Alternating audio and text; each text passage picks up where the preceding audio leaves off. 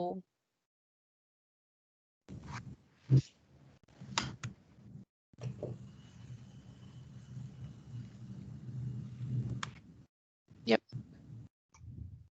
Hello, everyone. Afternoon, everyone. Hi. Hello. Hi. Afternoon, sorry. Hi, Hello, Wendy. Hi.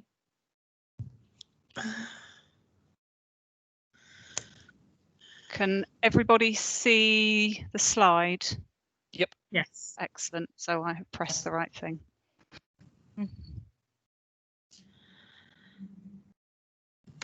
Hi, Jodie. Hello, Wendy. You all How are right? you? Yes. Long time no see. Yeah, well, I'm self-isolating. Oh.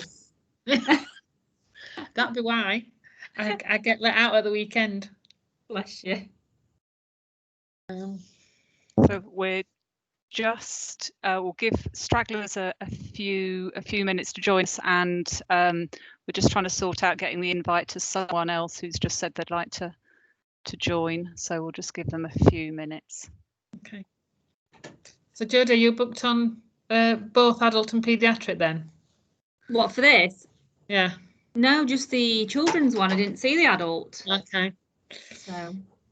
That's fine. Well, spoiler alert, the adult one is 95% the same. It's just the example patient is different. Yeah, there'll be actually in the adult one, yeah, all the equipment for the adult one is covered in this, but there's some additional equipment information in this. So this will cover you. Yeah. Yeah. That's fine. So you can gain 2.5 hours back in. I'm sorry, I couldn't get anyone else for the team to attend, so no problem. They're all busy. But we'll get this. Well, we'll tell you where you can access a recording of this if they want to get the full cinematic effect, or we'll share the slides. And we will share the slides with you afterwards. Okay. Julie Potts has just got her hand up. Julie, is there something you want to ask? I just wanted to ask, is it compulsory that everybody filling Part B form completes the 2.5 hours, or can they access the slides afterwards? You're a bit broken up there on what I could hear, but I think you're asking if you should stay for the whole session. We would recommend. Yeah, I'm quite happy to stay myself, but I think everybody on our list of Part B prescribers needs to complete the 2.5 hours. Yeah, it is advisable. I mean, you can pass things on, but for people to really know what they're doing from the go live date, it would be beneficial for them to join one of the sessions. Perfect, thank you. Thanks, Julie. And forgive me, Damiparu? Shobita, yeah, it's me, Shobita Devi. Shobita, sorry. Yeah, just wanted to ask you this, because I have not been sent the password for the Hoof B prescription for you yet. Username and password. So Shobita, you've tried to register, have you, on the portal, and and what's happened from? You know, when I tried to register first, then they sent, because I registered as a specialty doctor, they send me as a Part A form. Then I need to tell them no, it's for the neonatal because I'm doing it for preterm babies. So you need I need for Part B. Then they said, can I change it in your application? I said yes. Then I didn't get any email back after that. Okay, we'll pick that up and we'll address that for you. Okay, thank you. Okay. I can actually solve that while we're here if you'd like. Yeah, I think. Sorry, one. I was going to say, yeah, we'll pick that up, Joe. So I've taken Shobita's details there. Claire, if you want to start. We're good to go. Okay. Yeah. Thank you everybody for waiting. So we will start moving the slides when I can get my cursor in the right place. Okay, so welcome to BOC's Getting Started with BOC's webinar for paediatric home oxygen prescribers. There may be some of you who, because you couldn't make other dates, you're not prescribers for paediatrics. Don't worry, because 90% of this is the same if you're an adult prescriber. It's just some of the examples of patients that we'll refer to will be specifically paediatric. So the reason for this webinar today is because on Monday the 19th of October, so about 10 days away, BOC Healthcare will take over from Air Liquide as your home oxygen service provider in the East Midlands. My name's Claire Roof and I'm BOC's transition lead, and I'd like to thank you for joining us today. This time round, unlike previous home oxygen service changes, contract transitions, there are really not many changes for you to be aware of, or that you need to be aware of as a prescriber, and even fewer for your patients and their carers. The main changes for prescribers is that under the new contract, HOOFs must be submitted via the provider's portal. Plus, obviously, given the change from Air Liquide to us, you'll need to update your contacts books so that you've got our contact details, and you'll see those repeatedly throughout this session. So today is focused on getting you started with BOC so that you're ready and able to submit and change HOOFs from Monday the 19th, when, as I said, we become your provider. It's an introductory session to give you what you need to be able to get going to manage your patient's oxygen from the 19th. We plan to run future webinars soon after go live, so after the 19th, to get you more familiar with our portal, exploring more functions. Those sessions will take you through the individual patient dashboards that we'll touch on today and where the reports are.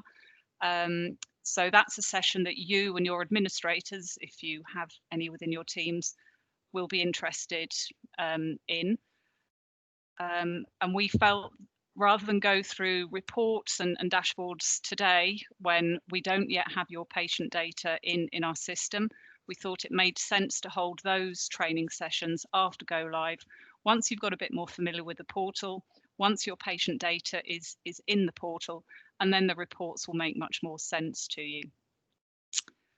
So by the end of today's session, we are aiming for you to know how to find your patients on the portal, how to create and amend a HOOF, to be familiar with the new equipment that we will introduce to the region, and hopefully be reassured by our prime focus on patient safety. Taking you through the session today will be my team of colleagues who come with many years' experience in their respective fields within the home oxygen service. We'll take a few moments to introduce ourselves. I'll go first. As I said, I'm Claire Roof. I'm responsible for project managing the transition and working with your regional contract lead and clinical lead, Wendy, who's with us today, to ensure that the handover from Air Liquide goes smoothly and as safely as possible for your patients. So over to our other Claire. Hello, I'm Claire Murphy. I'm the clinical lead for BOC. So I have responsibility of the HOS regions clinically, and also for 14 clinical services up and down the country where we deliver HOS-AR services, pulmonary rehab, cardiac rehab. And I'm from an adult background with a small amount of PICU experience as well. And over to Hazel. Hi, I'm Hazel O'Mara. I look after the Patient Service Centre based in Worsley. I've been with BOC for 19 years and I've spent the last 10 years in home oxygen. Thank you. Over to you, Niall. Hi, I'm Niall and I'm the home care team manager for the East Midlands. So I'll be looking after the engineers, and obviously they're the patient facing guys. So we're going to be going in and out of homes. Yeah, thank you. Off to you, Joe.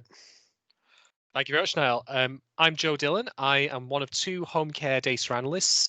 My responsibilities involve preparing both scheduled and ad hoc reporting for both the business and for the NHS. And in turn, and most pertinently for today's presentation, I am the key point of contact and expert user for the Home Oxygen portal. So I'll be on hand to answer all your questions regarding that as we go through this presentation. Okay, thank you. Before we move on, we thought it would be nice if you could each briefly introduce yourself, so your name, your role, which team or organisation you work in, and it would be interesting to understand also whether you are already using Air Liquide's Oxygen portal today. So Hazel, I think we'll call you one by one, so it's not a free-for-all, and don't forget to unmute your mic. Okay, so I'll start from the top. So I'm going to apologise because I think you did say your name a minute ago, but I probably Shobita Devi, yeah. Thank you very much. Okay, I'm a specialty doctor in paediatric in Queen's Hospital, Burton. We cover both Staffordshire and Derbyshire and all those areas. So it's a UHP. We are in a one trust with UHDB, and I prescribe pediatric and mainly neonatal chronic lung disease patient. I'm a prescriber, oxygen prescriber. And have you used the portal before for Air Liquide? No, I haven't used the portal before for Air Liquide. I do usually a written forms for them. Okay, thank you. Jodie? Yep, hi, I'm Jodie Barn. I'm the locality lead for the community children's nursing team at Bassett Law. We're employed by Notts Healthcare, and we've been using the portal for quite a few months now, so our team's quite okay with things. Super, thank you. Jayesh? I'm a consultant respiratory pediatrician. My team does not give me enough opportunities to use the portal. They use it for me, so but I'm the lead person for looking after babies on home oxygen. Lovely, thank you. Wendy? Hi, I'm Wendy Bradford. I'm the Bassett Law Home Oxygen Service Clinical Lead, and I'm also the Regional Clinical Lead. I'm here as my Bassett Law head-on.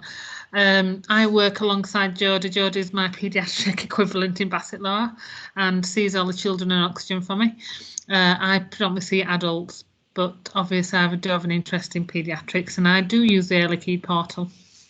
Lovely, thanks Wendy. Couldn't say anything else there, could you, Wendy?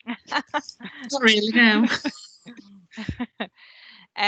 Vanessa? Hi, Vanessa's just had to temporarily leave the meeting, but I'm Laura, Children's Community Nurse at Lincoln, and we order home oxygen for a range of our children. We have access to the portal, but we normally complete the hoof either online or by hand. Okay, lovely, thank you, Laura. Julie? Hi, I'm Julie Potts. I'm one of the Diana Community Children's Nurses in Leicester. I'm the palliative care lead for the team, so support the team in providing end-of-life care for children. So we often order oxygen for palliative care.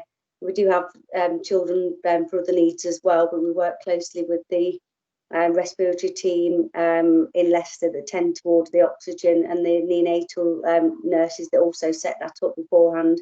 But we may have some involvement in changing prescriptions if it's been requested by the consultant. Okay, lovely. Thank you, Julie. Louise and Emma? Hi, it's Emma here. Yes, me and Louise are children's respiratory nurses from Leicester Royal Infirmary, and predominantly myself, but both of us do actually order through the portal oxygen for a variety of children's conditions. Okay, that's great. Thank you. Nikki? Hello, I'm Nikki Brett. This is Gemma Kenny and Claire Baldwin. Me and Gemma work in the children's community team, and Claire's a respiratory nurse at Derby. Yeah, we look after lots of different types of children in the community, and yes, we do use the portal. Brilliant, thank you. I think I'm down to Liz Smith. Hi, I'm a matron for the specialist nurses in Nottingham, so I was just dialing in to get a bit of more information so I can support my colleagues. I don't do anything with oxygen, I just support the nurses. Okay, lovely, thank you. And Zara. Hi, I'm one of the respiratory nurse specialists at United Lincolnshire Hospital at Boston, and we order all the adult oxygen within our team, and we're an assessment centre for it as well.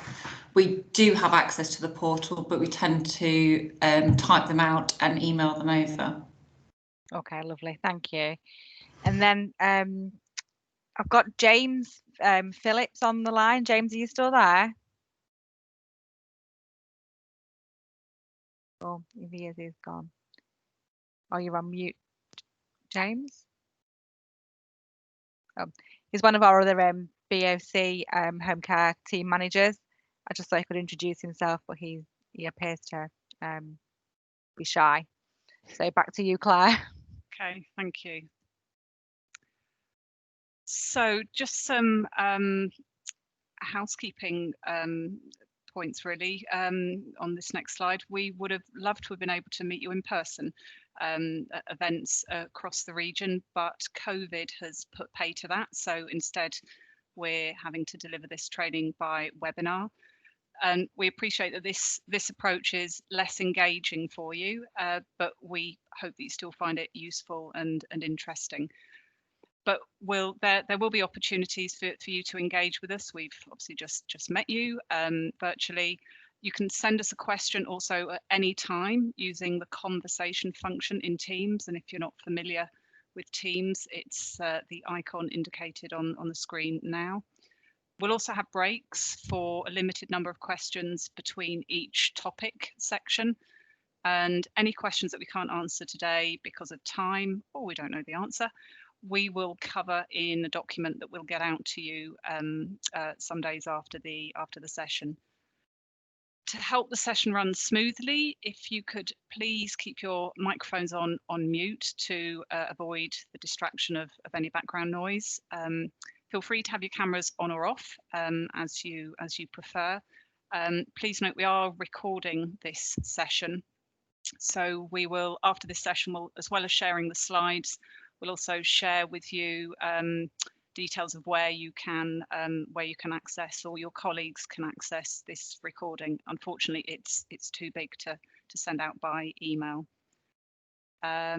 So we will move on. We'll get started with the agenda.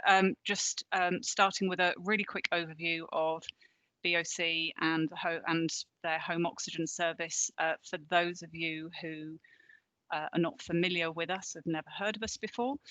So BOC has a long history in the home oxygen service. We've been a provider since the start of the home oxygen service in 2006. We have a track record of delivering a quality and a caring service to patients and their families, and a track record of bringing innovation into the service to improve, whether that's to improve patient safety or to support prescribers and make their lives easier.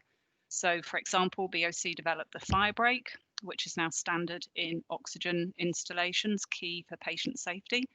And we were the first provider to mandate hoof submission via a portal, which you might grumble about initially, but that has all but eliminated the wasted time and the frustration involved for all involved in incomplete, and the rework involved with incomplete or incorrect hooves.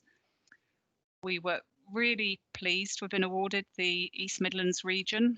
As you can see on this slide, we currently serve oxygen patients in 3 other regions within the UK, so East of England, the North East and Northern Ireland. And just to give you a sense of scale of our operations and what the scale of our service and our activities at the moment, here are some numbers. So we currently serve almost 20,000 oxygen patients across the regions mentioned, of which more than 1,000 are under 16 years old. So you are representing an important and a very special group of oxygen users. Those patients see our patient service centre receiving almost 250,000 calls per year. So that's what Hazel's managing. And we're responsible for 75,000 cylinders in patients' homes. And Niall and his colleagues perform 20,000 oxygen equipment installations every year and rack up a phenomenal 1.2 million miles on the road.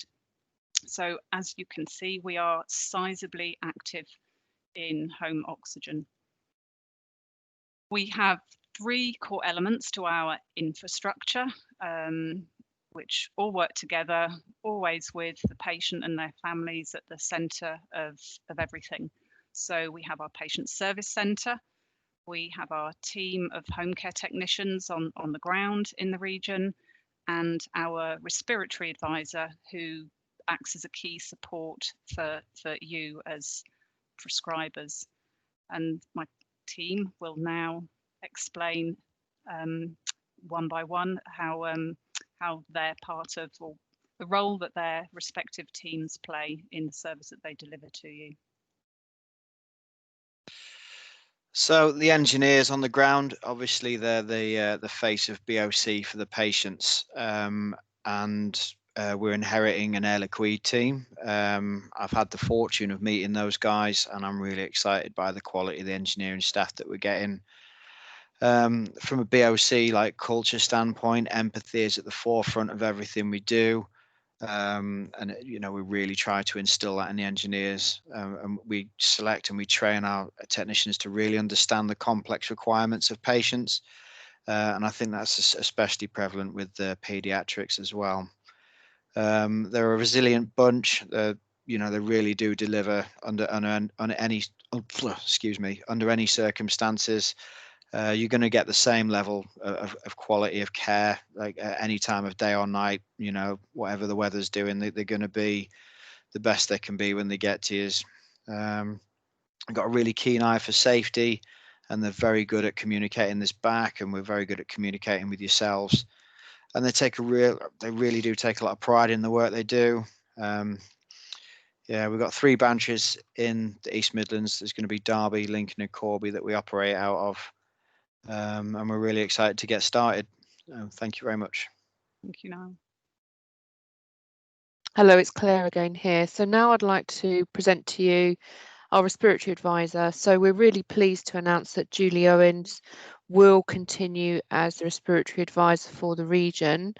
And for those of you who haven't had much to do with Julie or have never met her before, she does come with a wealth of experience with a nursing background, having worked in home oxygen services before, amongst other nursing roles. So Julie will be supported by myself, and moving forward, we want to really make sure that our paediatric prescribers are put to the forefront and are, you know, given what they need to do to manage their patient groups. So we'll give advice on equipment choices, support things like respite installations, attend any specialist paediatric team meetings. You know, I've put on the slide there something like every 2 months, but it's whatever works for you guys, and really it's about keeping you up to date and getting your feedback as to how transition has progressed for you all, and if there's any parent feedback, carer feedback that you want to relay to us as well. Julie will contribute to the patient, the carer, prescriber, also newsletters, so we can look to do something much more targeted to the paediatric audience moving forward. So that's Julie. Thank you. Hi, so I'm Hazel and look after the patient service centre based in Worsley, which is in Manchester. But we're very proud of the patient service centre, which is basically our main point of contact for patients, carers, parents and prescribers. The photo of our building there was taken on one of the rare sunny days. Looking out the window today, it's absolutely pouring down, so it doesn't look like that in Manchester at the moment. Based up here, we have a team of team leaders, we've got patient service advisors, we have admin team, we have 2 analysts, a quality coach, and between the team altogether, they have many, many years experience. And patient care and support to parents is basically at the heart of everything that we do. The team take the initial receipt of the hoof and they'll contact patients, carers and complete desk-based risk assessments and arrange installations. And during the life cycle of a patient on oxygen, we provide troubleshooting as required and we give support for use on the portal as well. There are 2 options to contact the patient service centre. So you can contact the main 0800 number. Well, sorry, there's 2 phone numbers. There's the patient number, which is one distinct 0800 number, and then we have a separate clinician number, which is also an 0800 one, which should be live in the next few days. But if you wish to contact us, you can contact us via live chat, which will pop up when you're in the portal, or you can send messages via the portal as well. And then just in terms of the process, so the home oxygen process fundamentally hasn't changed dramatically in this contract. One of the key changes will be that the submissions need to be through the portal now. So all oxygen requests come via the home oxygen portal. And then once we've received the request, then we process everything as would happen today with Air Liquide. So we conduct the desk-based risk assessment, we raise the order for the technician. The technician, while he's out doing the installation, will conduct a field-based risk assessment. And then the carers and family members will be made aware of how to order replenishments of oxygen. So this can be done on a portal as well. They don't need to always ring us if they choose not to. And then we always go back every 6 months and do the 6 months of risk assessment and maintenance visits. Thanks, Claire. Okay, so we'll now move on to tell you about the main point of today, the home oxygen portal. So over to you, Joe. Thank you very much, Claire. Very good afternoon to you all. I hope you're all doing well and staying safe despite the difficult circumstances we all find us in. As for me, well, my name's Joe Dillon. I have a couple of years experience working as a home care data analyst. Like I mentioned before, I do both internal and external reporting that's both scheduled and ad hoc in nature. I'm also the point of contact for the BOC Home Oxygen portal as an expert user and first point of contact, generally speaking, for any queries you might have. Speaking of which, if any of those do come up as the session progresses, we will certainly take note of those when we get to our Q&A points. I do have a background actually in work speaking to patients over the phone. So I have dealt with the kind of patients and parents that you in turn will probably no doubt dealt with much more often in your day-to-day job. So I know how important it is to get it right for the sake of the patient and for the sake of their parents and guardians as well. And on a lighter note, I can indeed confirm that, why, yes, that is the most flattering picture I could find of myself for this. So apologies for that. But anyway, moving on from that, let's talk about what the portal can do. So your first thing is your bread and butter, which is doing hoofs. Now, the hoof is constructed on the portal to resemble the actual paper document as closely as possible. So every section on it, as you complete it, corresponds to that section on the hoof, makes it as familiar as it can be. But the key thing to note is that it also gives you automatic error checking. I mean, we're all only human. It happens to the best of us. We're all under a high pressure environment. So what can happen is you may, when filling out a hoof, you might forget the patient's telephone number, for example, or sorry, the parents, rather, I mean to say. But that happens. And what the portal will do, it will tell you that you've omitted that by accident and it won't let you progress to the next stage until you've then filled that in. But beyond doing hoofs, there are other tools available to you through the portal, one of which is the patient dashboard. So this will allow you to track a patient's usage, see their recent prescription, their safety alerts if they have any, all kind of demographic information. You can even use this on a tablet, for example. So you could, for example, be visiting a parent's home for the patient, and you could be discussing with the parent what happens next with that child's prescription. And you could literally show them the dashboard on your tablet or your smartphone or your laptop and say, this is how they've been getting on over the past couple of months. You can see their usage has declined. So maybe we can look to removing the oxygen entirely, potentially. From a personal management kind of perspective, we also provide what's called a hoof archive. So if you need to review a previous hoof you've done for a patient in the past, you can download it any time via the portal as a PDF or Word document, which you can also then use to attach to System 1 or a similar NHS service if need be. Now, I know that some of you are working in wider teams, so you may very well need to see each other's hoofs. And if that's the case, we can set up what's called a prescribing group, where it links users of the portal together so they can see each other's hoofs and retrieve them at any time. Normally, you can only see your own hoofs just as a security measure to make sure there isn't patient data being shared unnecessarily. But where that's required, we will set that up for you, of course. So undoubtedly, throughout the pathway for treating a child, you'll hopefully, the ideal outcome will be that you'll want to eventually remove their oxygen. Maybe they've recovered after they've been born prematurely, for example. So we allow a function on the portal to submit removal requests, and these are much shorter than filling out a full hoof, so it saves you time. You can pop that through, tell us why the equipment's been removed, we'll then get it done for you. And the next thing I would hope that you never have to use, but just so you know it's there in case you have to tell us, in the event that there is a concern about a patient or, say, for example, the environment they live in, if there's been, for example, say some safeguarding issues we may need to be aware of, hopefully it never comes to that, there is a function in the portal for you to submit safety alerts to us. We respond to those promptly, and you can notify us of anything that may need our attention. And lastly, but not leastly, we also provide video and written resources through the portal. So you can access things like video guides on how to actually use it. There are safety videos. We have recently uploaded a COVID-related video provided by the government. We also provide things like safety information, newsletters, and something that we'll be showing later in this very presentation, the modality selection tool. So with apologies to those who've already registered, but just so everyone is on the same page, registration, dead simple.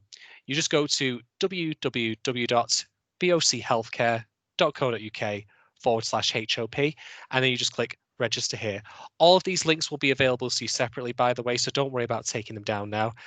There is a smaller, or sorry, rather shorter link that's much easier to remember as well, that points to the same place.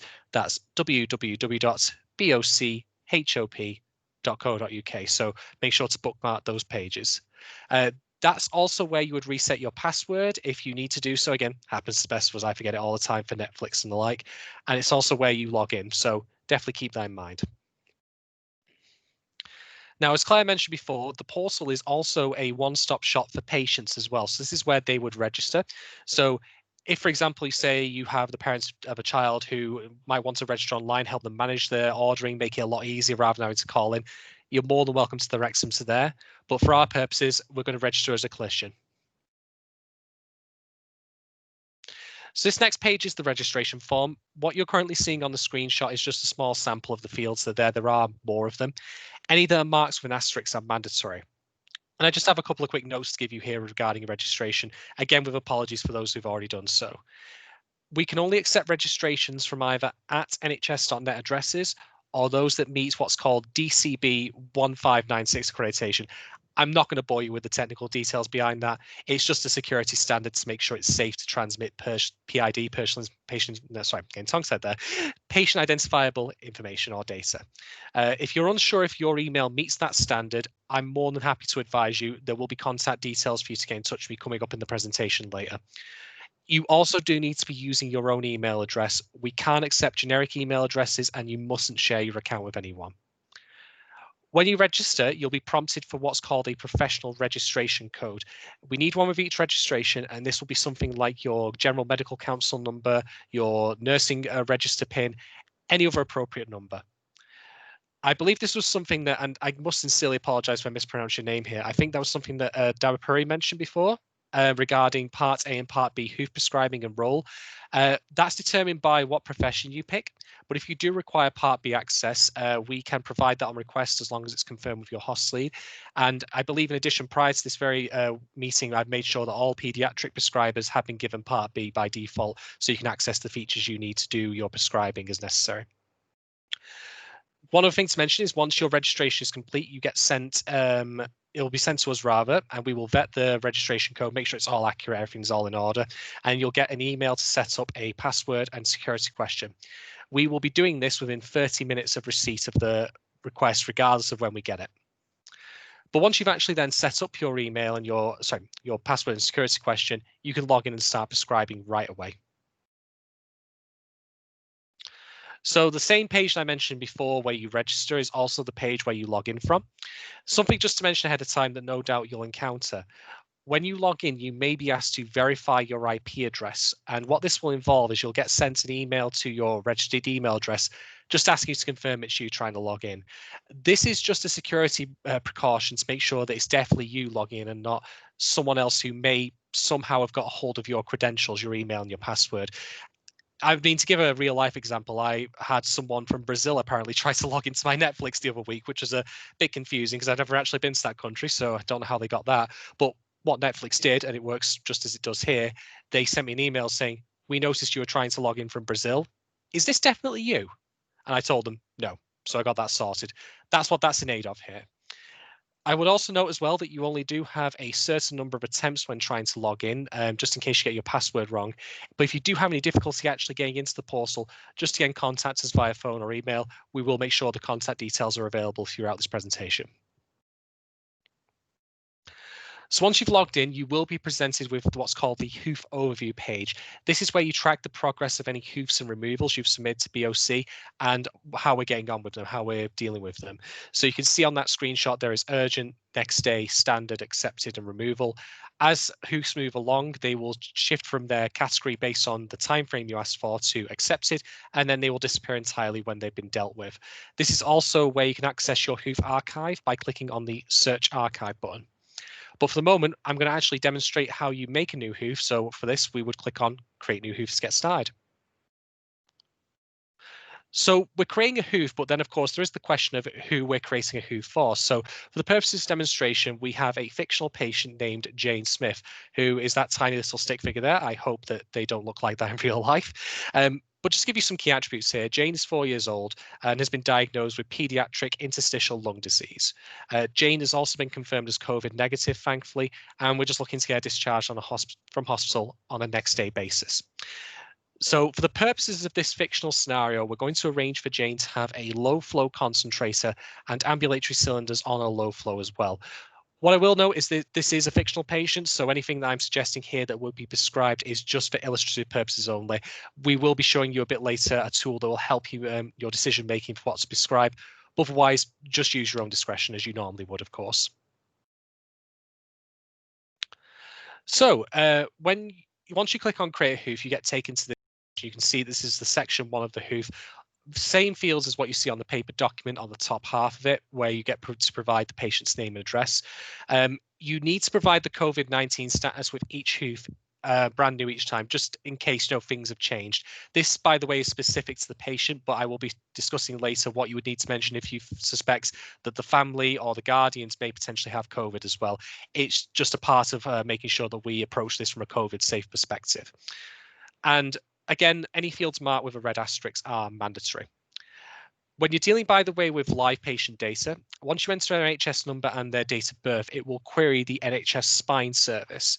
If a match is found based on this, the demographic data of the patient, so their name, their address, etc., will automatically be filled in for you. You don't then need to type it out. This will also be the case if they're a known patient to us. So we, of course, will be taking the patient list from Air Liquide and making sure it's available on day 1 of transition, and that will similarly be on the portal. So if you're dealing with an ongoing patient and you want to submit a new prescription to us, even from day 1, you only need to put in the patient's NHS number and date of birth, and it will pull it through automatically from our existing data. Just want to save you time, make it as seamless as possible. The one exception to this is if the patient is neither on the spine nor is known to BOC. You would need to provide their information in full in that case, but that would be the one and only time you would do it, because then, of course, they would become part of our patient data set. And then the next time you create a HOOF for them, they would automatically be filled in as a result. So I'm just going to give some extra information about the COVID-19 drop-down here, and just to discuss what's available on that list and how it should be used. So we have tested positive, tested negative, suspected, and no symptoms. I would advise that if you think that the patient, or rather the parents, the patient specifically, I meant to say, sorry, I got tongue-tied there. if you're awaiting a swab test to be returned for them, please choose suspected. It's best to err on the side of caution with this.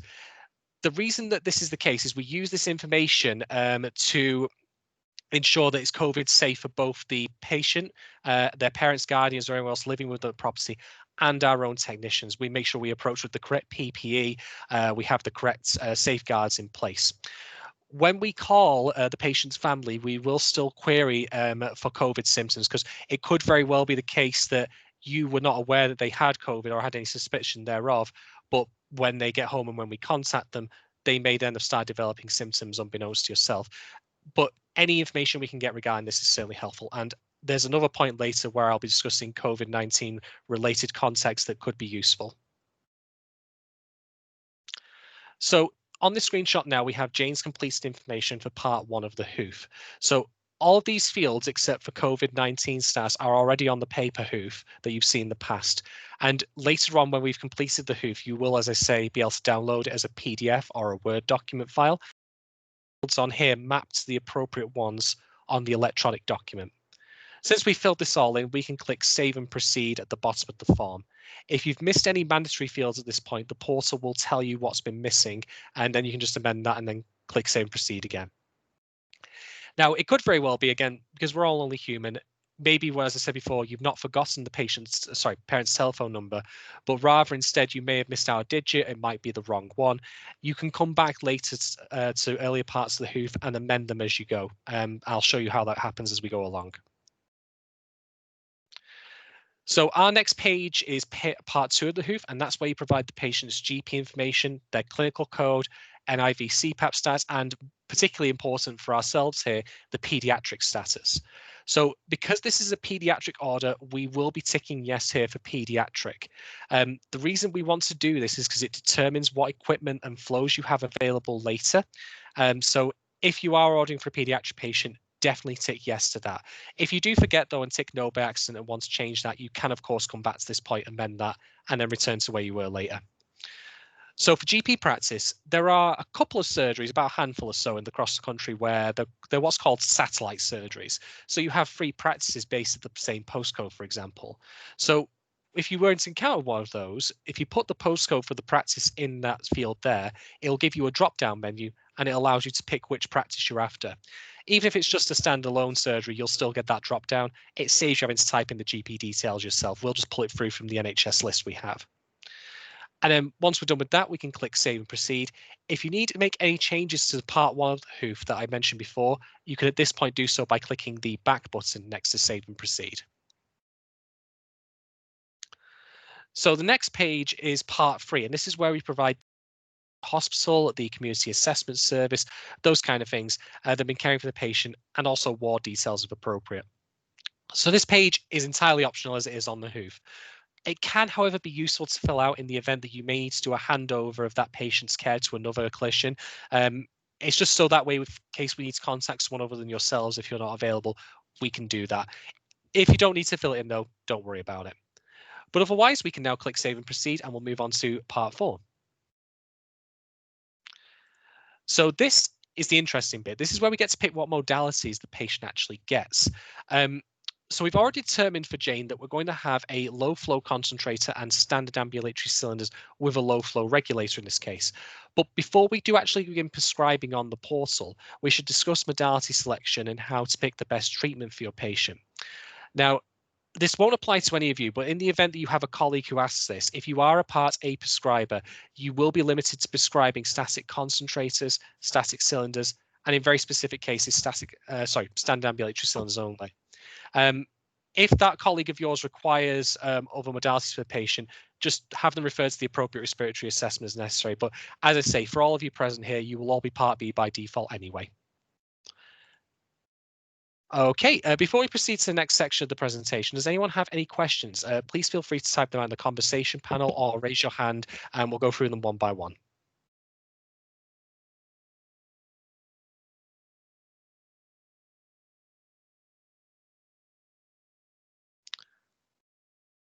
Looks like we don't have anyone actually. Okay. Oh, sorry, that was actually someone just wanting to come into the lobby. My apologies.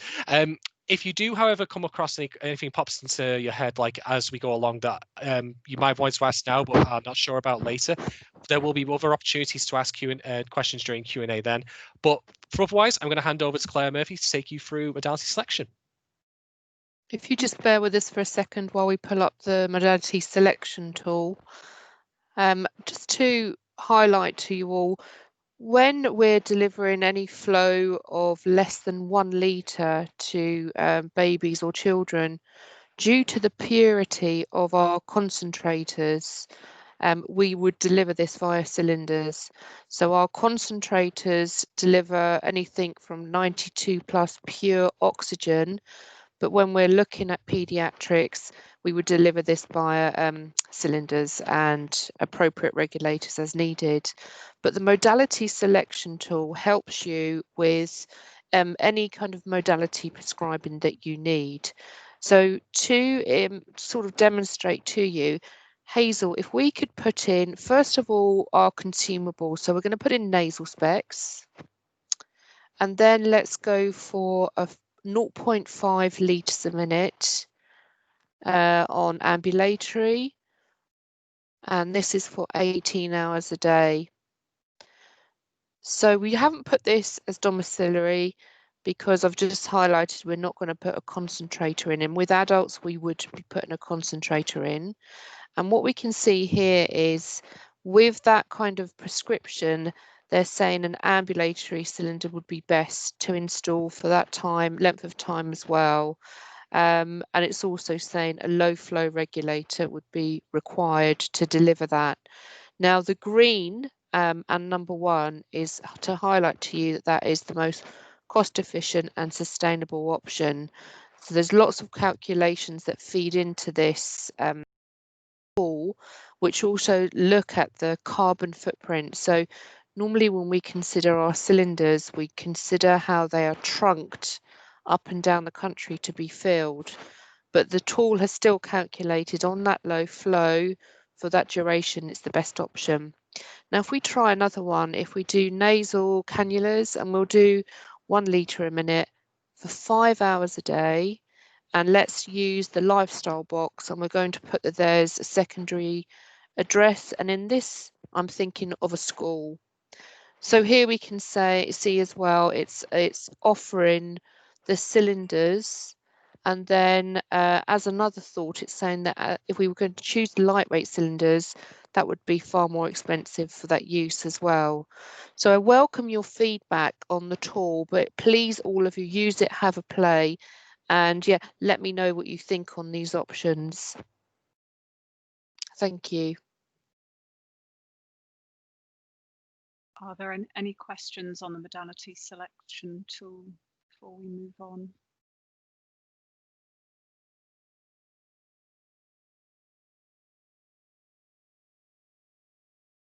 No.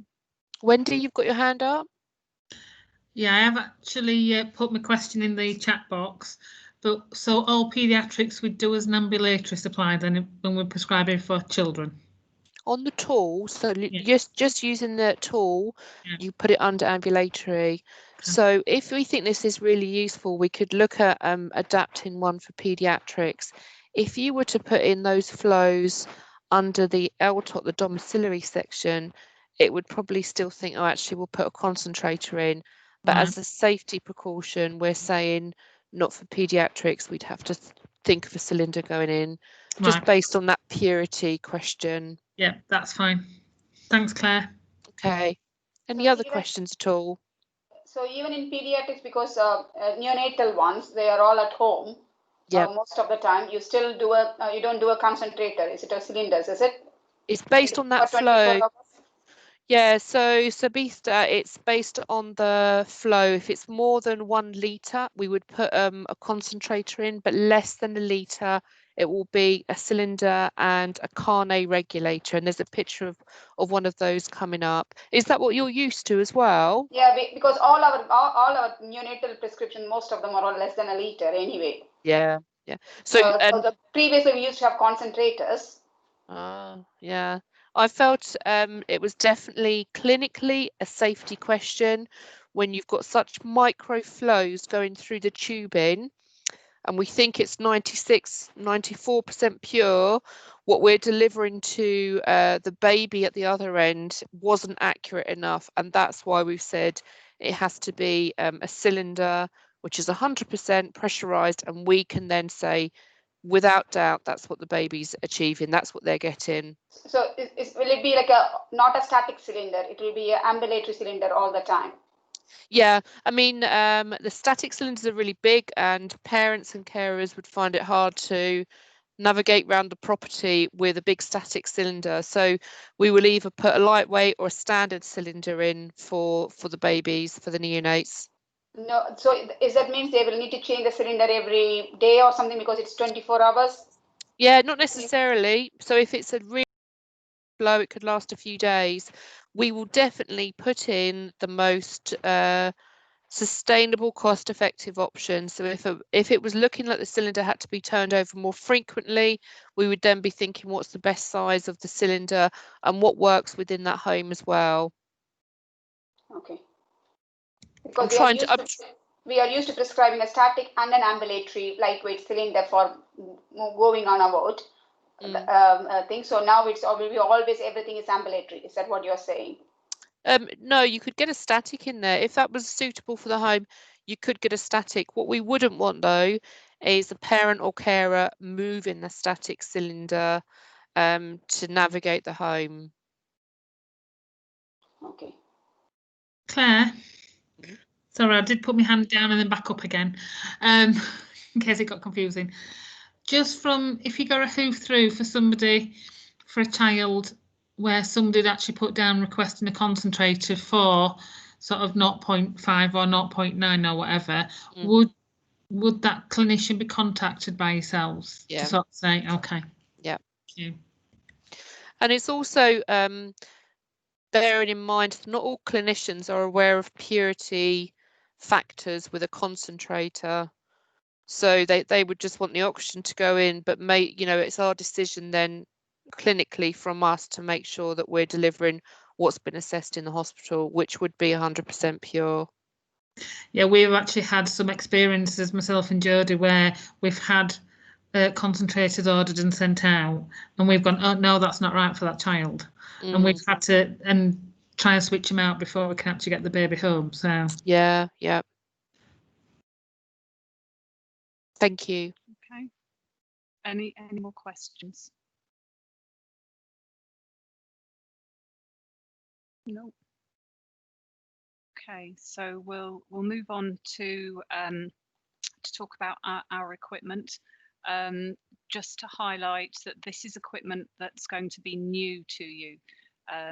So we will, so equipment that Air Liquide doesn't have, whether it's specific makes or models, but to reassure you that we have the full range of liquid oxygen, of static cylinders, we will be, and static concentrators, sorry, we will be taking on Air Liquide's equipment and changing out for our own equipment over time, but oftentimes it is the same machine, same liquid oxygen system. Ours are likely to be newer than what Air Liquide have at the moment. But this section is really only to highlight the machines or any items which are going to be different to what Air Liquide already has in the region today. Thank you.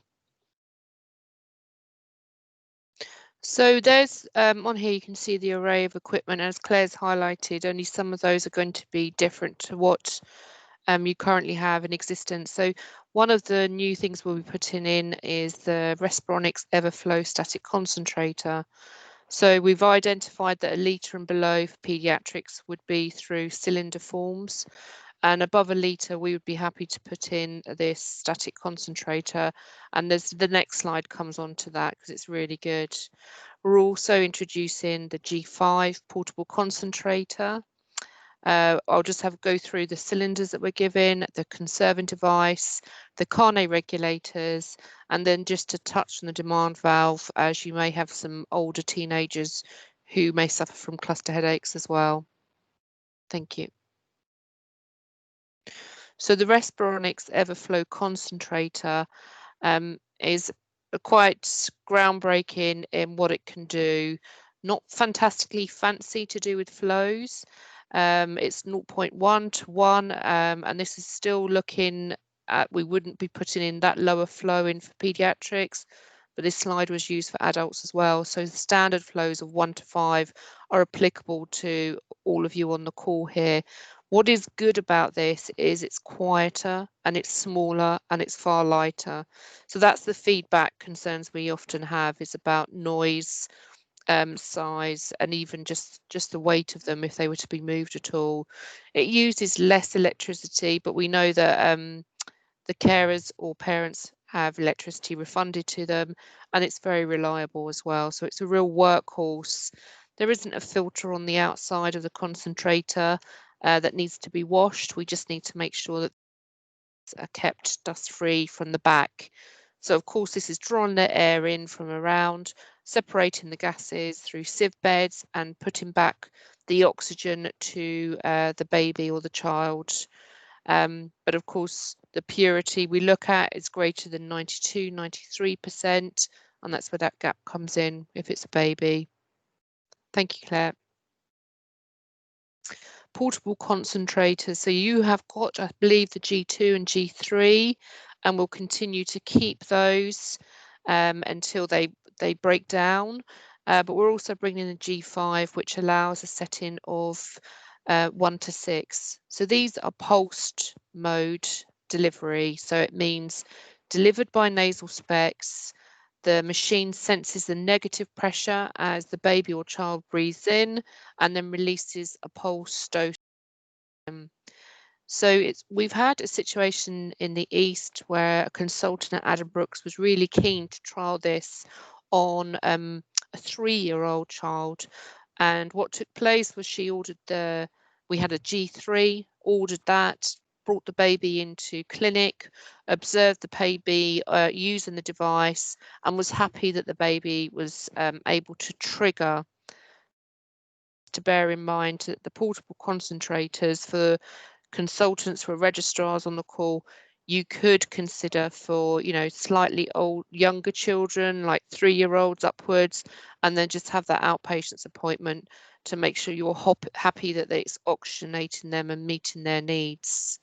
You can see the battery times here. You can see the battery weights as well. So the G5 is actually much lighter than the other two in comparison, and the duration of battery life is good. When it reaches the higher settings, that's when it works a little bit harder, and we're currently looking at what's needed there to support that longevity of the portable concentrator. So it's one to consider for children that go to school as well. Thank you, Claire. So the ZH cylinder here, now this is I think Sabitha, that this is what you were saying, the parents in the home, for them to be able to then have the tube in and carry baby around. So this can happen. Alternatively, these type of cylinders are put in as a backup if there's a power cut to the concentrators.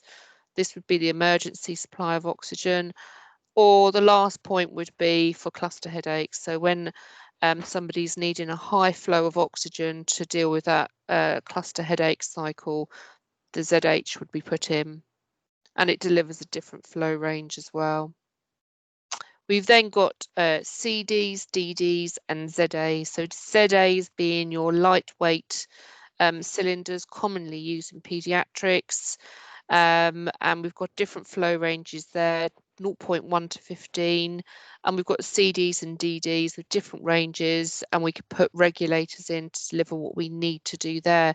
So I'm sure it's just about identifying what's needed for the parents or carers at home to make it safe for them or any other siblings that may be around as well. Thank you. The conserver device. So what we use in East Midlands will be the CHAD Evolution. And for those of you who haven't really used this before, you put your cylinder onto a flow of 4.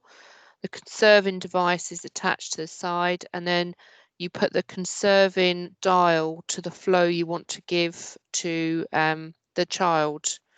Again, it works on the same principle as the portable concentrator. So it would sense the negative pressure from the nasal specs as the child breathes in and deliver a pulsed sort of swoosh of oxygen. So it conserves the longevity of the cylinder. This one can also do a continuous flow of 2 litres a minute. It's easier to use than some of the other conserving devices we've had. It will automatically switch off if the oxygen flow stops, and there's a simple push button on and off, so quite easy to work. Thank you. And these are some pictures and like description of our low flow meters.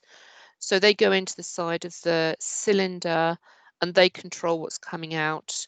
And then through this way, we can give much lower doses of 0.1, 0.2, all the way up to 1 and then above 1 as needed. We find them easier to use than other previous flow meters. They're visible, so the parent or carer can see on top of the tap exactly what's being given. And they've got like a swivel outlet that enables better orientation of the cannula that, you know, is linked to the bottom bit of this as well.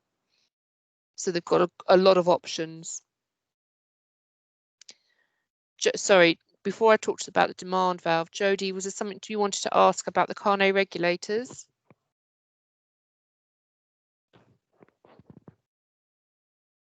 Jodie? I'm on silent. That's okay. So yeah, some of our babies have come home in like 0.05. Do they do them any lower than this, or is it just so they do? We have.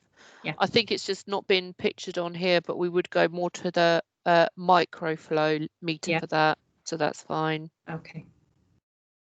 Is that all, Jodie? Okay, I saw the demand valve now. We've used this in the east and northeast for the past 4 years, and it's changed the effectiveness of oxygen being used in cluster headaches. So it delivers 100% oxygen, and it's quite easy to describe when I consider it to Entonox in labour as well. So the child would be sucking on the end of the picture there. So that little device goes into the mouth, they suck on it, and it's pressurized hit of 100% oxygen they get.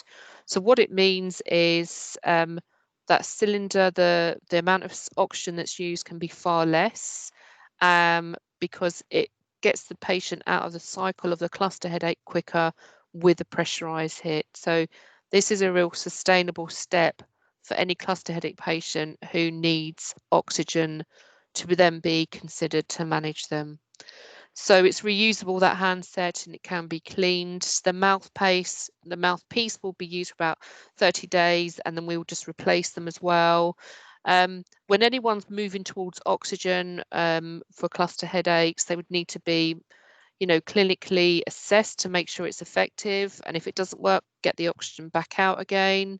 But just to make you all aware, at the moment we're working on the pathway, or actually Wendy Bradford and neurologists are working on the pathway for when the demand valve should be put in for these cluster headache patients.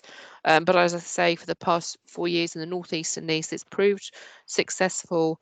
You're not going to find loads and loads of strong research out there simply because it is new. So, but you will find patients sadly having to try and buy these devices, or going through ouch to try and find a way to push their movement forward as well.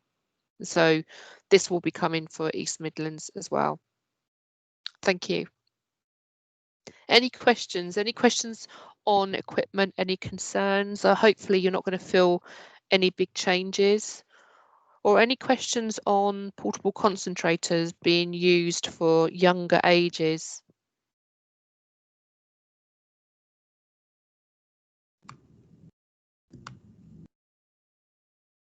Jodie? I had just put in the chat about, you know, if you're doing a prescription, do you know how long they would last? You know, if you're doing like a little cylinder, just depending on what dose they're on. Have you got guidelines to tell us that? Because we do have that in Air Liquide, Yeah, no, that's fine. Okay. And I think, you know, for anyone going to school or teenagers, please just like think of the other modalities that might be more discreet for them. Get them to trial it, and if it works, then that's great. Cylinders have a role definitely in the lower flows, but then I think as people get older, they might want to think of transportable concentrator or the portable concentrator, which looks more like a handbag as opposed to an obvious cylinder highlighting their oxygen needs. I'm thinking like of your CF patients, things like that. Any other questions or concerns or anything at all?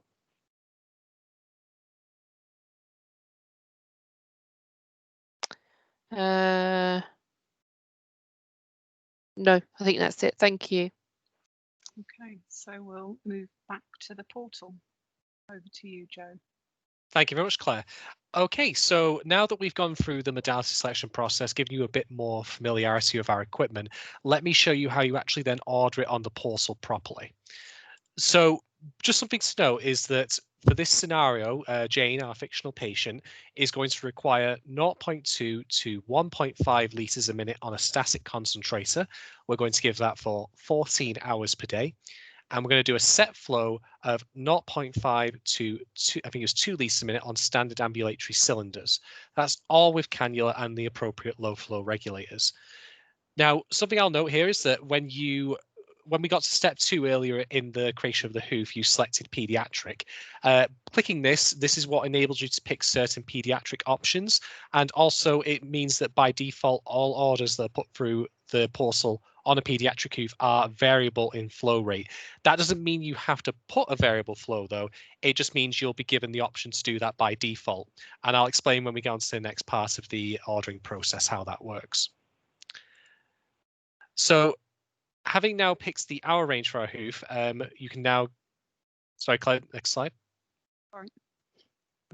So having now picked the hour range for our hoof, the window will refresh and you get to see the options for the modalities. So you'll see there's a drop down and you'll get to pick various items from there. So the way we've built the portal is we've built it around the idea of a basket. And if you've used any online service like Amazon or Argos or my personal favorite, Domino's Pizza, you get to add things to the basket one at a time. And then once you've completed your order, you click checkout and so forth. And this principle is exactly the same here. So for pediatric orders, we do require a start flow rate before you can begin to add equipment. That's something that you get to enter at the top of the form. It's next to the radio buttons for the standard and variable flow rate and standard and variable hours per day. So for now, we're going to start with adding the static concentrator, which we can then fill out with 0.2 to 1.5 litres a minute, 14 hours a day on cannula. You can see that being filled out there. So with the fields properly filled in, you can see that additional options have opened up. For example, we can arrange a mask for Jane if we want, but since we're only keeping to cannula, we'll leave that unselected. I've actually realized we put 2 litres a minute in there rather than 1.5 as I originally thought, but that's fine. So the option to choose masks again will only appear if you have the flow rates that support them. Since we picked 2 litres a minute as the maximum flow rate, you can then add masks on if that's appropriate for them to use at that flow rate. Just as I was mentioned before about cluster patients, in the event that you want to prescribe a non-rebreathe mask for a cluster patient, that will only become available if your minimum flow rate is at least 10 litres a minute, or if your maximum is above 10 litres. So as long as it covers that range. And as we're happy for the order for the static concentrator here, we can now click Add to Order. Something I'll mention, don't worry about that page, but like something I'll mention as well is that if you require a high flow concentrator for a patient, in the rare occasion that you do, you can request that specifically at a later point when creating the hoof. Because we're asking for low flow equipment by default here, we will actually provide a low flow without you having to request it specifically. In the example I've given here, actually, because it's 0.2 to 2 litres a minute, what we would probably do is provide a regular concentrator and a low flow as well. But it's something we discuss, of course, with yourselves and the family before doing the installation. So the next part, this is where we're going to add the standard ambulatory cylinders. So specific options for this modality, such as if low flow regulators are required, will appear here. You can see a number of options there for a low flow meter, a microflow conserving device, and so forth. Going back again to cluster patients, if you need a demand valve, there is a specific place you can ask for that later in the hoof, which I'll mention shortly. Because we've added static concentrators to the order, you can see at the bottom of the screenshot there that that's now been added. So as you add more modalities to the hoof, they get saved below each other, below the drop-down menus, so you can see them as you progress. If you want to delete a specific item from your order, because again, we all make mistakes, maybe you might not put the right flow in, maybe not the right hours or quantity, you can do so by clicking the delete button next to it. Or if you want to clear the basket entirely and start fresh, there is a button to do that called Recess and Clear Basket, which is on the top right. So now that we've added our standard ambulatory cylinders to the order, we're happy with what's going to be given to the patient. Let's see. Yes, we can also now choose which delivery time frame we require. As discussed earlier, we want to discharge Jane on a next day basis, so that's what we picked. And in the event that you do require a tracheostomy mask to be provided for the patient, you can do so provided that the mask has been selected earlier. So if we had selected, for example, 24% mask, that would be available there on the additional equipment section, and it would be unlocked for you to pick. So the final section of the hoof covers temporary supplies, additional patient information, and clinical contact details. So additional patient information is best served for clinical information that can't otherwise go on the hoof. This is where you would request, for example, a demand valve or a high flow concentrator just by writing it in there. Anything that's clinically appropriate should go in that particular box. It'll make sure it's reprinted on the hoof itself. So you may very well be ending up arranging a respite for the patient. You may be sending them, for example, for a stay at hospital. Maybe they're going on holiday with their family. If you need to do that, you can do so through the temporary secondary supply section there. That's where you fill out the postcode and the address of where they're going to. This can also be used to provide a patient with different equipment at other addresses if needed. If, for example, the patient's family is staying in a caravan where there may not be appropriate for them to have a static concentrator, you can ask them to have something different. So something at the very bottom of the screenshot, which might be a bit difficult to see, is that there's a hoof addendum section. If you click yes, this will bring up a larger text box where you can type long form information that otherwise doesn't fit on the hoof. This can be used for any contextual stuff that's not clinical in nature. So let's say, for example, in Jane's case, if her family did not speak English as a main language, that's something you can note in there so we can make sure we have an interpreter available. If they require high visibility tubing, anything that would be relevant for the installation, anything particularly, for example, related to COVID, would be good to include here as well. If you believe a family member may have it, for example, that would definitely be worth noting there, or if they're shielding, for example.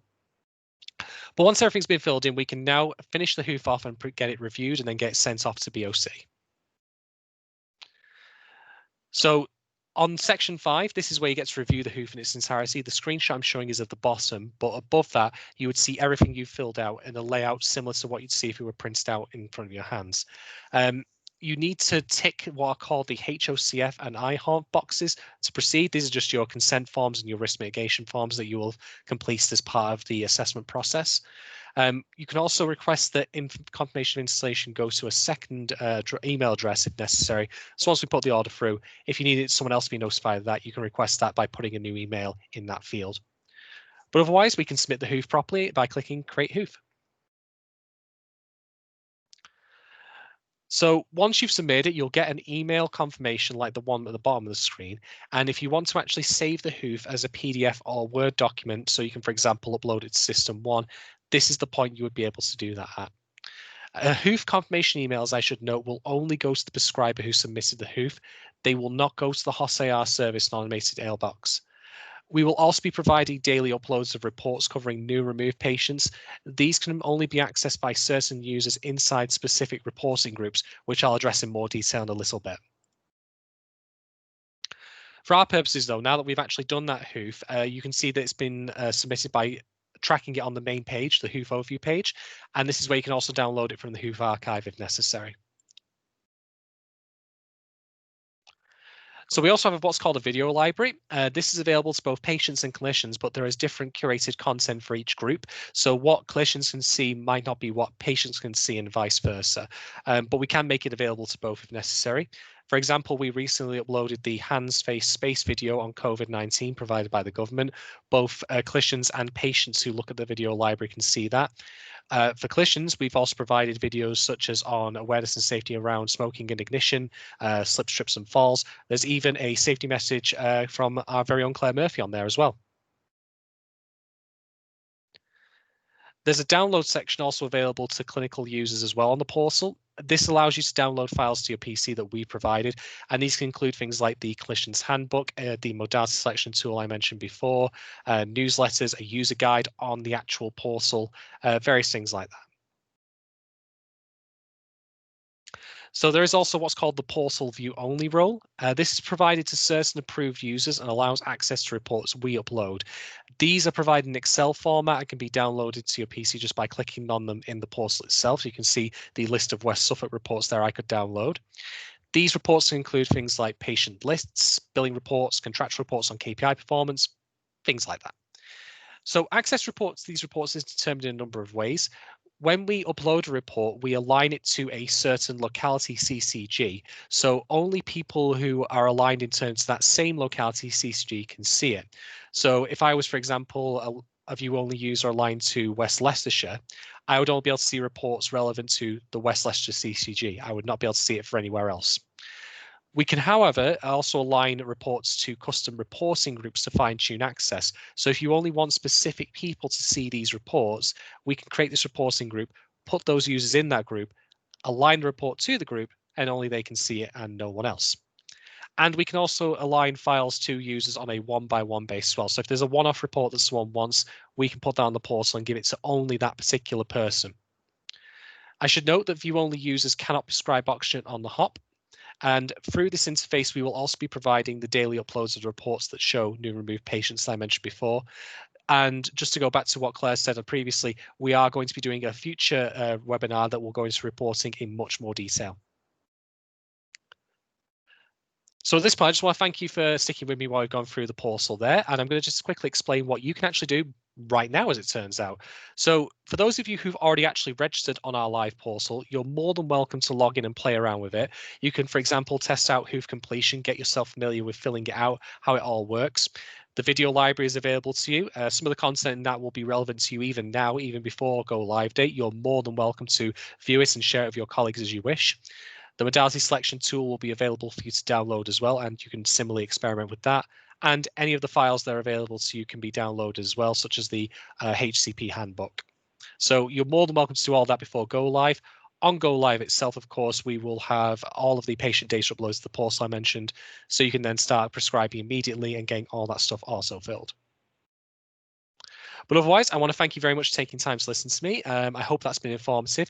If you do have any comments, feedback, issues or queries as you go through using the portal, both before and after go live, we have a dedicated email address that you can contact, which I personally monitor, so I'll take care of your queries. If you're not already familiar with it, it's boc.hop@nhs.net. But otherwise, I will open the floor now to questions. In fact, I think we already have some, as a matter of fact, so we'll get right on that. The first one coming from Wendy, I believe. Hi, thanks for that. Just one thing, you mentioned that when you put your email address on there at the end of the hoof, you can actually put a secondary email on there. Has that actually got to be one that's a DBS or whatever it is, secure one? Yes, it would be. Okay, thank you. And the next one, I believe, comes from Louise, and I'm sorry, Emma, I think it is. Oh, hi, Emma, it's Emma. So we're from Leicestershire. So with Air Liquide, we were registered with all three of the CCGs. But I think when we registered, we could only put one in. So are we able to get registered with all three of them as before? Absolutely. Okay. What we would just need to do is, you've already registered with one of them. We just need to give you access to the other two. So all you need to do is just email your host lead and just ask them to then in turn email me at that address, boc.hop@nhs.net, with confirmation that it's okay if you have those. Once we get that, I can add them on straight away. You don't then need to do anything else.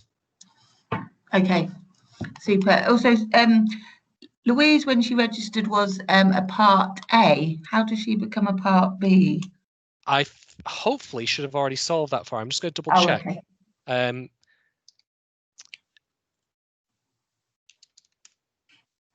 a second.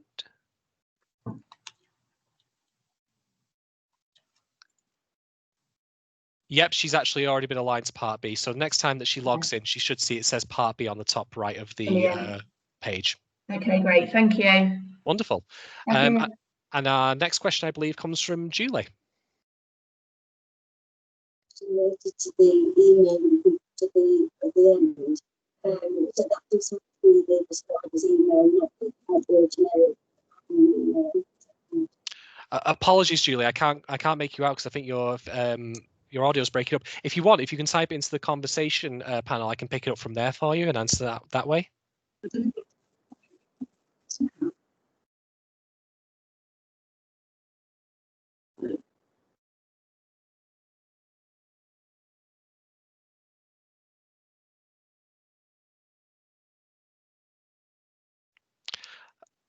Alternatively, Julie, if you wish, you're more than welcome to email it through to me at boc@hp@hs.net. Now, oh, there you go. I can see you typing now. That's excellent.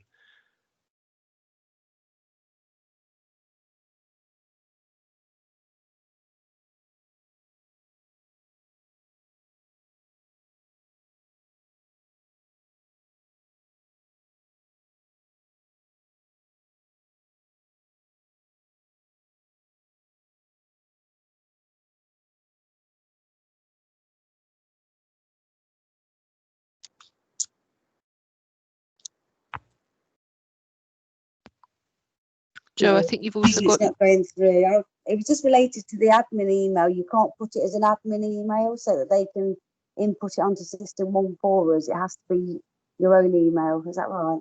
That is correct. Yes. I think we did. The only problem we had before was because we used to do the forms. It didn't always come through straight away back to us, and we were often off on visits. But I presume this system works quicker, so we'd get the email back quite quickly after ordering it. Yep. Usual turnaround time for that is within seconds. The only time that may not be the case is if there's a delay to our NHS mail, but otherwise we send out the responses automatically as soon as you submit the hoof. So you'll get them throughout the entire life cycle of it being processed, being sent, being processed, being, or in the event that it can't be processed for whatever reason, you'll be notified of that as well via email. Perfect. Thank you. Great. I think that have you put your hand back up, I believe, Louise? Is that right? No, sorry, no, okay, sorry. So that's okay. That's okay. Wendy, I believe you've got another one as well. Yes. Just to kind of follow on, what I would say is any teams that do actually have admin, I understand that admin can actually register for admin only access. So they'll not be able to have access to order to change a hoof, but we'll be able to pick up reports. Is that right, Joe? That is correct. We've already had some administrators actually register and I've got them set up. So my plan is that then we'll be able to provide the new and removed patients reports I mentioned earlier to those groups on a per admin group basis, so by reporting groups. So yeah, that'll be available. So it might be worth getting your admin to actually, whoever asked the question, get your admin to register as well. So at least then if need be, if you need to go out after you've sent it, or you're with a patient and then they can pick it up in the office on the reports at some point. I don't think there'll be a problem. If we can get it back quite quickly, it's fine. Okay.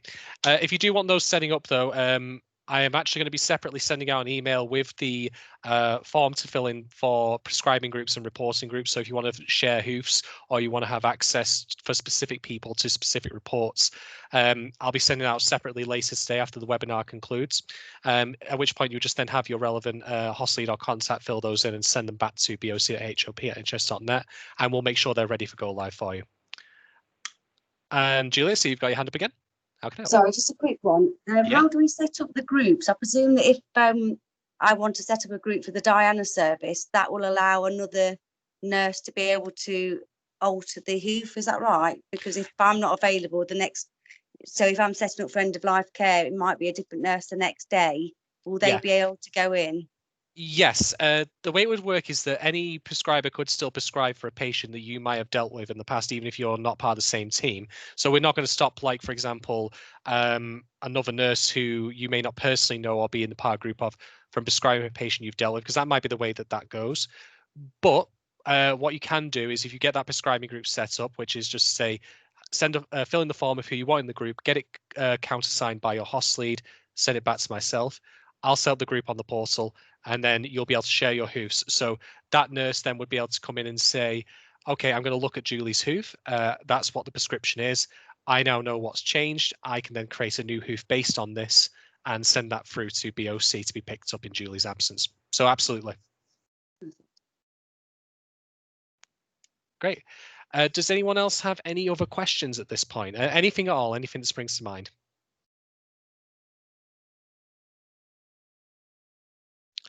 Okay, cool. I'll just mention that this is a learning process, of course, for all of us. So if you do, again, have any problems, any issues, anything you want assistance with, that email address, feel free to contact me there and I'll do my utmost to help you with that. And otherwise, I am really looking forward to working with all of you. It's been a pleasure meeting everyone. Take care. Thank you. Thank you, Joe. So we'll move on to a section now about safety. We couldn't finish any webinar about oxygen and patients without covering safety. It's BOC's prime mantra to protect our patients, our employees, and the communities in which we're operating.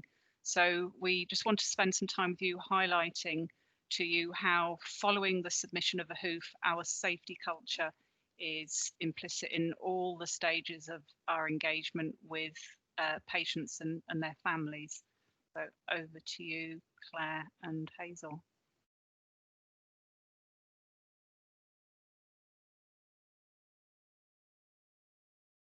Claire, I think your microphone's on mute. First time doing that. Here's the patient handbooks and equipment manuals that we give to carers and parents or respite sites as well, or schools, and it really highlights safety issues. And when we think about the dangers that are involved in paediatrics, we're really targeting those that are looking after the children. So we're looking at those parents, carers, or whatever environment they're living in. But the equipment manual cover all of the equipment and how to store them, keep them safe, as well as on the do's and don'ts in the manual contents as well, cleaning, troubleshooting. So the approach is less to the patient and more to the parents or carers, unless you've got teenagers who are more involved in their equipment and what they're doing. Thank you. When we look at hazards, so on the screen now, this slide really highlights all of the hazards that we're having to deal with, from general to how they're stored to the fire safety. So when we think about the fire, explosion, pressure, oxygen enrichment, and just to cover for all of you, if you're using oxygen, whether it be by nasal specs or face mask, the parent will be oxygen enriched as well as the baby, as well as large, because oxygen leaks around that delivery system. So oxygen enrichment means that whilst the oxygen is running, they're constantly enriched.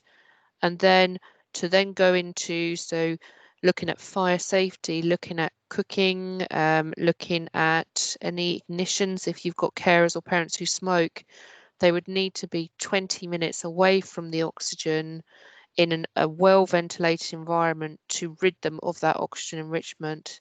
So really highlighting to them, how are they going to manage this baby or child with oxygen and what they need to do day to day. And on top of that, if they are smoking or using e-cigarettes, what we can do to help them, whether that be smoking cessation or at the bare minimum adhering to all of our safety approaches. Alongside that, just by having equipment in place, we've got an added risk of slips, trips and falls. With adults, it's really the hypoxia on top of that equipment, but for paediatrics, it's either the child using the equipment, slip, trips and falls, or the parent or carers, alongside who else is in the household, whether that be siblings, that we have to consider here, and we've developed some DVDs to try and get people to be a lot more switched on with the home setting. We also have to consider any faulty cylinders, be aware of biological hazards, be aware of cylinder quantities. The maximum quantities should be 8 cylinders maximum in a home, and if the prescription of oxygen is a lot less, then we shouldn't reach the maximum amount of holdings, because again we have an additional fire risk in there. Yes, you do have access to all of the handbooks, and we also signpost patients and clinicians to the intranet where all of that literature will be. The key point on storage that is new in East Mids for us is you've had liquid oxygen that's been stored inside the home, and we at BOC have very strict risk assessments to pass to put oxygen equipment in, and sadly our risk assessments are unable to pass liquid storage in the home. So you may see some changes with any of your prescribing if there isn't an outside setting to put the lock storage into, and you can pick this up separately with us, how to manage this and change modalities or move this forward. So I've covered about oxygen enrichment, avoiding naked flames. So it's really about the kitchen environment there as well, alongside the heating environment. So the oxygen equipment needs to keep 3 meters away from an open fire and 1.5 meters from electric fire. Smoking, we need to be pushing whoever's around the babies and children to not smoke, not use an e-cigarette, or 20 minutes away from the child and the oxygen and outside to smoke. We also put fire breaks into our tubing, which has a metal ball in that senses the heat and then drops and acts as like a thermal fuse to stop the engulfing of fire should that ignition happen. And with babies and children, we look at oils and creams, and we really want you to all be scratching your head and thinking of alternatives, speaking to pharmacists. You know, this child is needing oxygen therapy. What is the best option for them, for us to manage their skin condition at the moment? And then do a risk benefit as to, is there an alternative? And if not, how can we manage a safe oxygen supply as well? Are there breaks in the day where creams can be applied and the baby's not on oxygen? And then there's common sense things that we would promote as well, such as washing or bedding and clothes at 60 degrees really helps with that build up of cream that can be on the clothing and the bed linen. We advise parents and carers not to place oxygen cylinders on the beds or soft furnishings, and be aware of electrical devices, electronic devices. When you've got teenagers as well, we're thinking about their makeup, we're thinking about hairspray, we're thinking about sun cream as well. Lots and lots of factors, and it's really about, we don't recommend particular brands, but having a look at what the ingredients are, and speaking to pharmacists about what they would recommend. Also for makeup with teenagers, it's bare minerals, but I think that's quite an expensive one, so I think there might be some cheaper alternatives there as well. But when we consider oxygen hazards, it's really to highlight to you that there are lots and lots of hazards out there. Thank you. Hi. So I'm just going to talk you quickly through what we do in terms of a desk-based risk assessment and then the field-based risk assessment approach. So once we've taken the who from yourself and then we've contacted the parent or the carer to arrange the installation, we complete the desk-based risk assessment. So we follow a fairly scripted guide, which helps with the advisors to make sure that they capture the responses that we're looking for as well. So once we've kind of gone through the questions which are safety related, and we're happy with the risks that they've been mitigated, then we will pass that information and the order across to the technician so that he can then do the installation. But before any installation actually happens, when the technician arrives at the patient's home, they'll also do a field-based risk assessment because they've got the opportunity to see firsthand what's going on in the home and see if there's any additional risks that we may not have picked up on the phone. So some of the things that he or she'll be looking for would be hazards including clutter, any trips, and any signs of the parents or carers smoking, so that they can address those before the installation happens. And on the rare occasion that the home technician believes that installing the equipment could cause a high risk to the patient because of those safety concerns, then they would be escalated to the respiratory advisor in the region, and then there'd be discussion with yourselves with regards to what the next steps would be. Ultimately, the aim of these risk assessments is to make sure that the oxygen is used safely, and then once we've got the risks mitigated, then the installation will go ahead. I think it's worth kind of just sharing with you as well that we don't only risk assess patients' homes or their surroundings and what's happening during a specific risk assessment. It's part of the dynamic way that we work really as an organisation. So the advisors on the phone will be attuned to kind of if there's something that the parents say. They may have heard. There's been occasions where, you know, the flow rate might have been set quite low, but the parents using it at a higher flow rate. So at that point, we would escalate that back to yourself to say that it's not being used as been prescribed, or during visits, spot that there's some other risks in the home that might have changed over time. So again, if we spot those, we then make sure we highlighted them to yourself as well, because there might be more support that's needed. Thanks, Claire. Moving on, what do we do when there's an incident that we feel has been highlighted to be really unsafe? Well, we raise a SIRI, and a SIRI is like the serious investigation that we then look into and report back really and mitigate the risk and remove the ongoing risk. So here we're looking at smoking SIRIs, so that includes e-cigarettes as well as cigarettes, and sadly this happens quite commonly where a patient is oxygen enriched and fails to comply with the 20-minute rule and ends up with facial burns. But when we're looking at paediatrics, all of these rules apply to the parents, carers, actually anyone in the house of where the oxygen is being stored and being used. So on installation, well, actually in the booklets, it highlights about smoking risks and dangers. And then again on installation, the technician will note whether it is a smoking household and educate the parents or carers on the dangers of smoking, oxygen enrichment, and potentially show the video on smoking and oxygen, showing how quickly it is for a body to catch light. So there's lots of material that reinforces the risk factors and how to be safe in the home. And it's our duty, really, it's our duty of care to the baby or the child that has that need as well. So that's been flagged to us at the patient service centre that this is a smoking household. We then liaise with the fire service as well, who can carry out a home visit. And then we feel that we've given the parents or carers informed information to carry on safely with the oxygen use for their child or who they're caring for.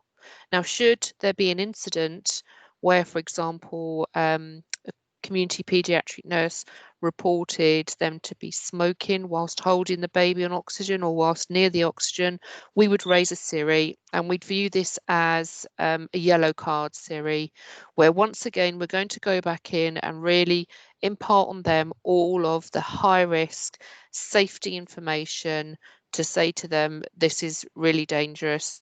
So it's the safety video. It's getting them to sign a high risk letter which says that they could remove the oxygen equipment or consider how the baby or the child will receive oxygen therapy safely with this behaviour. And again, we link with the fire service. So that's a yellow card. If it happens again after that, it's a red card.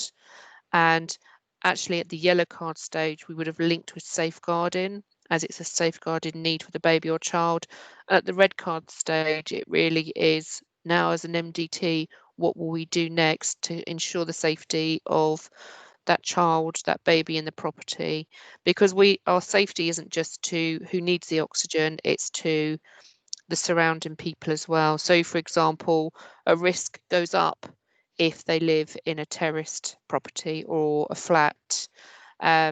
the risk is up again if you've got other children who are vulnerable in that property. So there is a big picture we look at with regards to safety series, cigarettes, smoking, and we work in cooperation with everybody, but we do have that end result of, if it can't be mitigated, we will move to remove, whilst ensuring that whoever needs the oxygen goes into a place of safety to receive it. So I'm sorry if that sounds really bleak and harsh, but there is no grey line when it comes to safety. Thank you. Hi.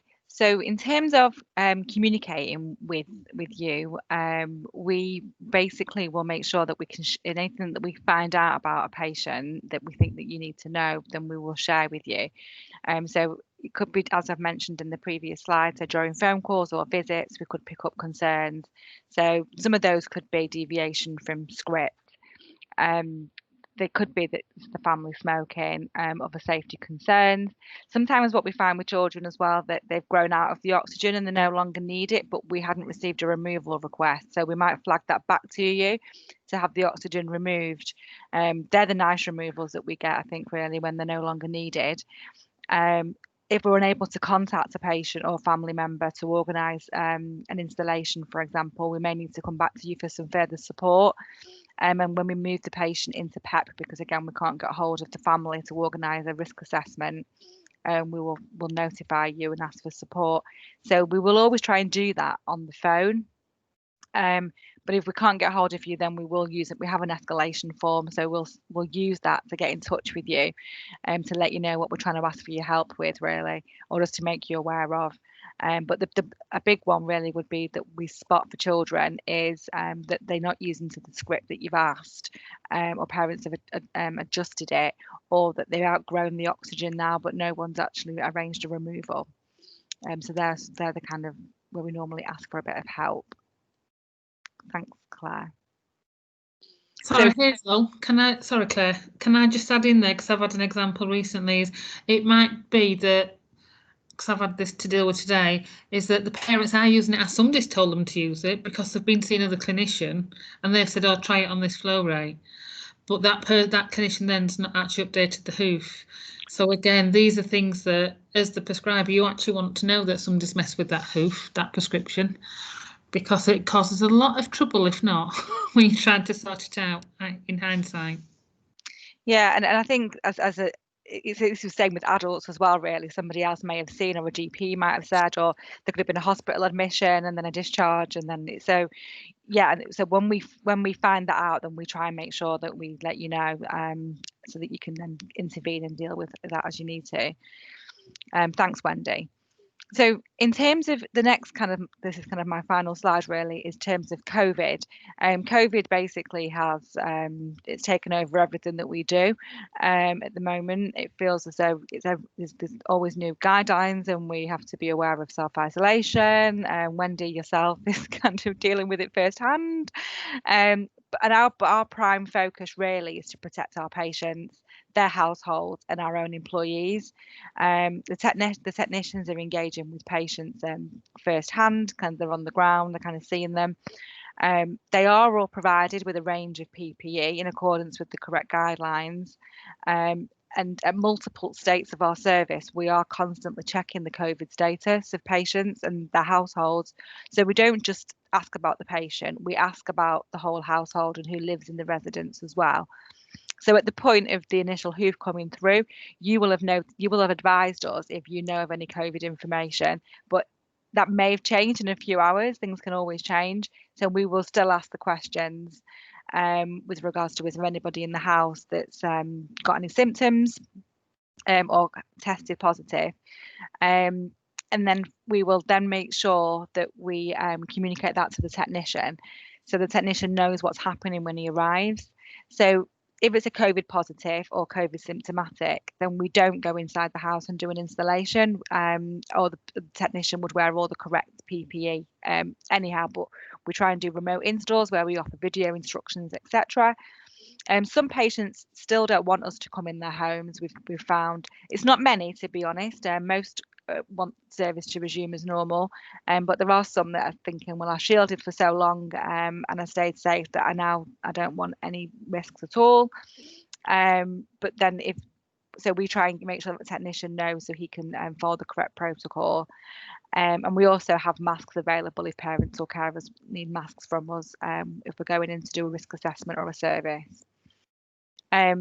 So we basically make sure that everybody's aware of what's going on. And in terms of a removal, and we're coming to do a removal, we make sure that we wait 7 days post symptoms before we go and arrange the collection.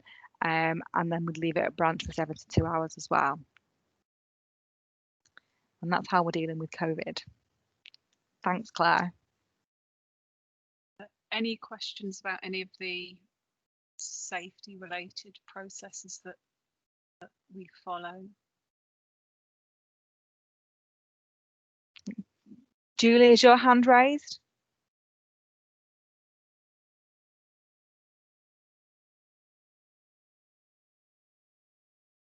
Not anymore. Okay, so we'll move on to the final straight. Thank you everyone and for your engagement. I hope that you found this a useful session and that you now feel comfortable, that you know how to engage with us and how to use our portal, how to get started on it on Monday the 19th.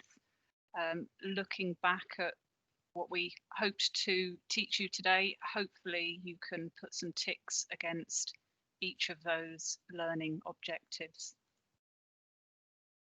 After today's session, we'd like to get your feedback, anything that you think is pertinent to this session, because we're whilst not for paediatrics, but for adults, we're running more of these. So if you have any feedback about today's specific event or suggestions for future webinars, any feedback is useful to help us improve. And any topics that you think would be usefully covered in webinars as well, please feel free to share us.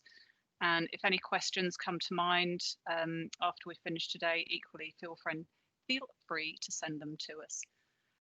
As I said, we'll tell you where you can find a recording of this. It will actually be within the portal in the video library, but we'll let you know when it's there. And also to let you know there are other videos within that video library about how to create a hoof, so that they're shorter. If you haven't got time or your colleagues haven't got time to watch the full almost 2 hours of this, there are shorter bite-size focus videos on creating a hoof, on submitting removal request that may be of interest to you and your colleagues. If you haven't already, please register for the portal and encourage all your oxygen prescribing colleagues to get registered. Spending 5 minutes now doing it will probably be much easier than when you're needing to raise a hoof really quickly with a patient in front of you or the patient's family in front of you. We'll also send you a document, as I said earlier, with the questions that have been submitted, and probably more of interest to you with the answers to the questions, so that you can use that as a reference document.